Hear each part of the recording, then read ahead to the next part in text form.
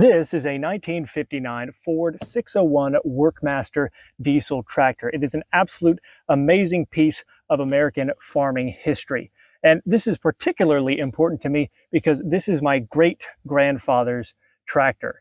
Now, I ended up having the opportunity to be able to get it, and as you can see, it needs a little bit of work. So over the next couple videos, I'm hoping to be able to document the process of bringing this tractor back to its original state so that I and hopefully future generations can enjoy this tractor as much as my great-grandfather and my grandfather as well. So with that, let's go ahead and get started.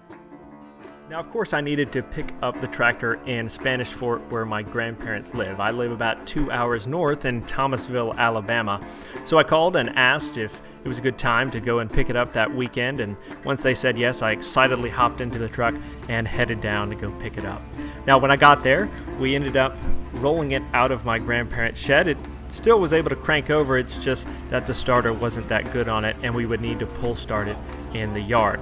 And once we got it out of the yard, it was just a gorgeous day, not a cloud in the sky, and just seeing it there in the field, just sitting there, just really warmed my heart, knowing that I was going to be able to take it home and give it a new life and get joy out of it and use out of it, like my grandfather and his father before him. Now, my uncle hooked up a chain to the tractor and one to his truck ball, and he hopped into the truck, and of course Papa actually hopped onto the tractor at 85 years old to get it pull started. I've never pull started anything, so he was going to give it a shot, and of course, as you can imagine, he was an absolute pro at it. He got it going on the second try of popping the clutch, and it was really cool to see him work the tractor like a professional. It was so cool. So he rolled it up onto the trailer, we ratcheted it down, and I headed back to Thomasville. Now, unfortunately, I got to Thomasville a little bit later than expected, around dusk, kind of when the sun was setting, so there was not going to be really a good chance to unload it that night. So I went to bed excited like Christmas morning, knowing that the next day I was going to be able to get that tractor off and hopefully be able to drive it for the first time. Then on Sunday, whenever we woke up after we got home from church, I grabbed Derek, Carly, and Van, my in-laws, to help me unload the tractor. I needed all the help I could get, to be honest. So I hopped up on there with them, and we rolled it to the edge after we put the ramps on just to make sure we were aligned properly. I hopped into the driver's seat, and they pushed it the rest of the way. Hit the brakes, and everything went off without an issue. Now then we had to push it to the end of my in-laws' driveway to where I could have enough space to pull start it on some pavement rather than grass, because I thought that might be a little bit easier. Now, it's important to note that I've never ever pull started anything before, nor have I really driven a tractor before without sitting in anybody's lap, I think. So this was going to be a new experience for me. Van hopped into his truck. I attached a tow strap to the tractor and to the back of his truck, and we tried to pull start it for the first time. Unfortunately, I didn't realize you had to be in a lower gear, and started in a higher gear and ended up skipping the wheels on the ground. We'd had to stop quickly to keep that from happening. So he hopped out of the truck to give me some pointers, and Carly hopped into his truck. And now that I had it in the right gear and Van giving me pointers, we got it to start at the end of the driveway. And while I was celebrating, my sister-in-law, Carly, she accidentally pressed the accelerator one more time, and I had to wave my hands and yell, "Stop, stop, stop," to get her to stop. And so it was an exciting experience, and I was just over the moon once it started up, and I was going to be able to drive it for the first time under its own power.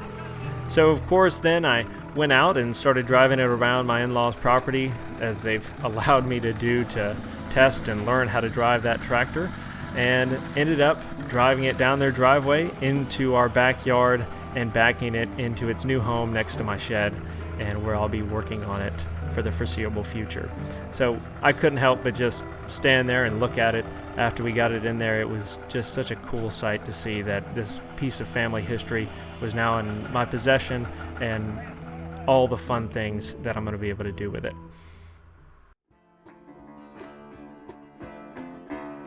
There have been many different tractor manufacturers in the United States over the years. To name a few: John Deere, Farmall, International Harvester, but arguably Ford was the most important tractor manufacturer in the United States. I would even say today that is true. That's because Ford was the first manufacturer to implement the three-point hitch system. Now, the three-point hitch system was developed by a man with the initials HF. That's right, not Henry Ford, Harry Ferguson over in Great Britain.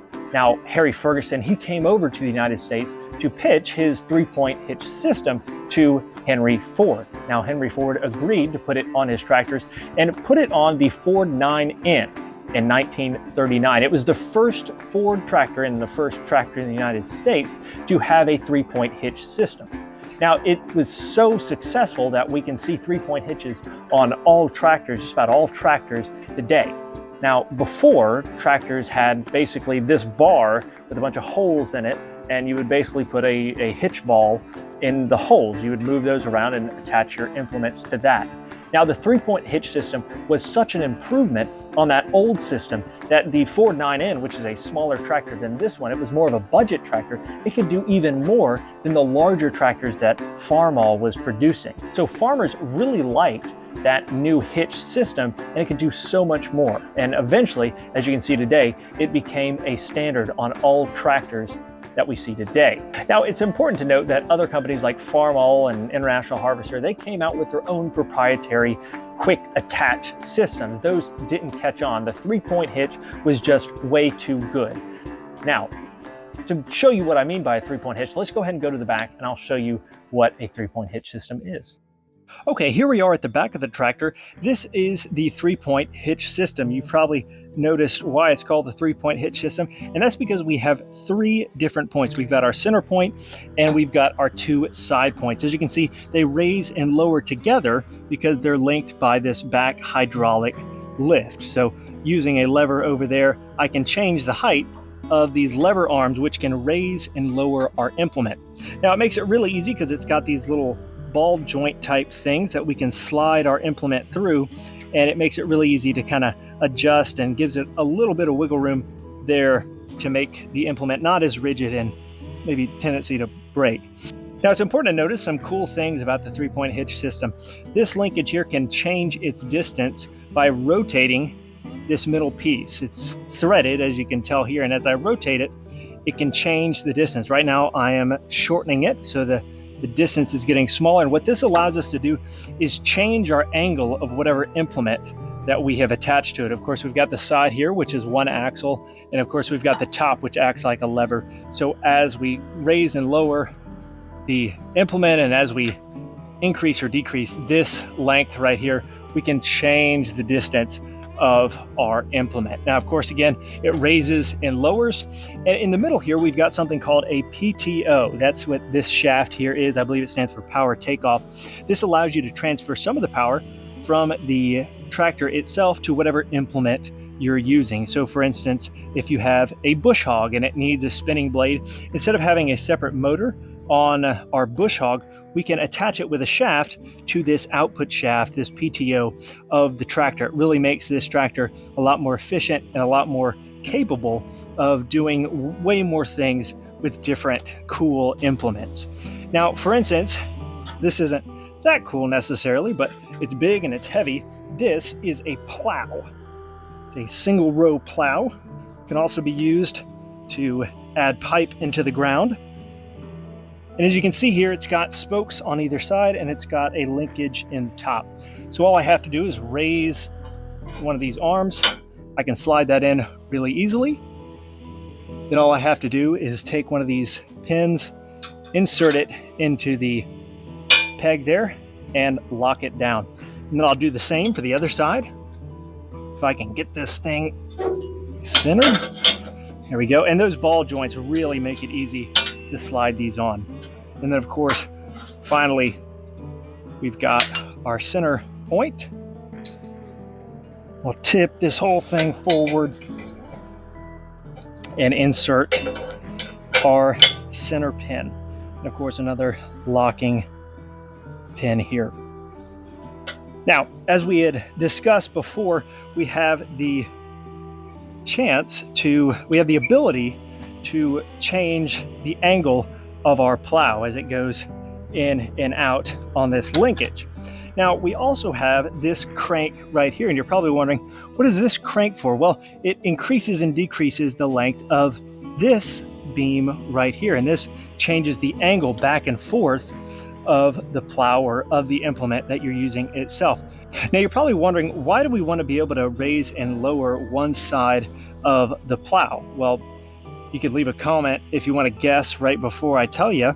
But the reason why you can raise and lower one side of the plow is, imagine if you're plowing and we go ahead and we plow on nice flat ground.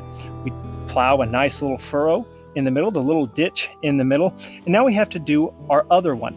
Well, we want our furrow evenly spaced whenever we're planting our crops. And so what's a better way to make sure you're completely centered instead of having to make sure everything's good driving and making sure the wheel is centered than to just stick one wheel in that furrow that you just plowed. So what I'm going to do is I'll stick one wheel in the furrow, and now the whole tractor is tipped to the side. So now what I have to do is shift the angle of this plow so that my next row is completely parallel with the ground. And so that's what this is for, is to change the angle of our plow so that eventually whenever we start plowing, we can then raise and lower and make sure we have really nice rows. So as you can probably see, this is why the 3-point hitch system was so important. It was so easy to use. You could just attach it on either side, lock the pins in, lock the top in, and you're good to go. It was very quick, very fast, very efficient, and you had all these other controls that you could add on and that were added on later on through the years to make this system even better. Now, this tractor isn't perfect. Of course, it does need to be fixed up. It's almost 60 years old, or over 60 years old. Of course, it needs a little bit of work. And I plan on working on it every now and again to get it back up to last, hopefully, another 60 years. So just to name a few things that I've actually found, I need to replace those gauges anyway, or replace the stickers inside the gauges. There is no tachometer, and I probably need to replace that pretty soon because it has an hour meter in it that I need to determine how many hours it's been running so I can know when to do maintenance at certain hour intervals, as is in the manual. The fuel cutoff valve underneath the gas tank is leaking. Even the new ones leak, so I'll just have to keep finding one to see if I can find one that doesn't leak. The fuel injection pump at the bottom there, it also leaks, but I think I determined that it just needs an O-ring. The starter motor, I'm not convinced that it's in full working order. I think I need to look at the rotors and see if there's any damage. It can turn this tractor over, but it only does it on a fully charged battery. So if it sags a little bit, and the starter doesn't quite want to turn the tractor over fast enough. I've also got the heater coils that don't actually work. The switch doesn't work as well, and the air box, the filter on the inside of the air filter, is pretty much disintegrated. There's a crack in the side of this exhaust pipe. The lights don't work. What else? The wiring on the inside, the solenoid for the starting motor, doesn't work, and the button doesn't work either, so I'm going to have to check the wiring. Basically, all the wiring in this thing I'm going to have to redo and look over and make sure it's working again. And there's a good chance I'm going to have to buy new solenoids, buy a new wiring harness, or make a new wiring harness. And that shouldn't be too bad. I'll probably replace the rubber on this steering wheel, redo some paint, of course. I'm going to try to paint it and make it look nice, get rid of a lot of the rust, fix some of the intake of the air filter here. I need to look at the 3-point hitch in the back, make sure the hydraulics work, and fix some bent pieces in the back. I've also noticed that the brake pedals are a little bit loose and they're not even. I'm not 100% sure if that's something to do with the brakes and the wheels, or maybe it's just the levers themselves or something's worn out. I know that the locks on the brakes, those are also seized up and they don't work on their ratcheting mechanism properly. It's all seized up. I'm going to have to put some PV Blaster or something on there to get those freed up and cleaned up to where they work again, so I don't have to shift it into first gear to keep it in place when I'm parking it. Other than that, I think that's about it. Of course, the lights on the back, I'll check the wheels and see if there's anything to do with the wheels on the inside. I'm not going to take the engine apart. I'll probably pull the cover off, and when I do the painting, but I think I'm going to try to leave the tractor as intact as possible since it appears to be running just fine. If anything goes wrong, I'll probably pull it apart and take a look at it. But as for now, that appears to be the only issues that I have with the tractor. Now, that might sound like a lot, but this is going to be an ongoing series, and I'm just going to be working on it every now and again to try to get it again back to that point where it can last another 60 years. This is going to be an awesome project, and I'm looking forward to seeing the finished product when I'm done with it. So hopefully you'll look forward to that as well, and I guess I'll see you in the next video. Thanks for watching.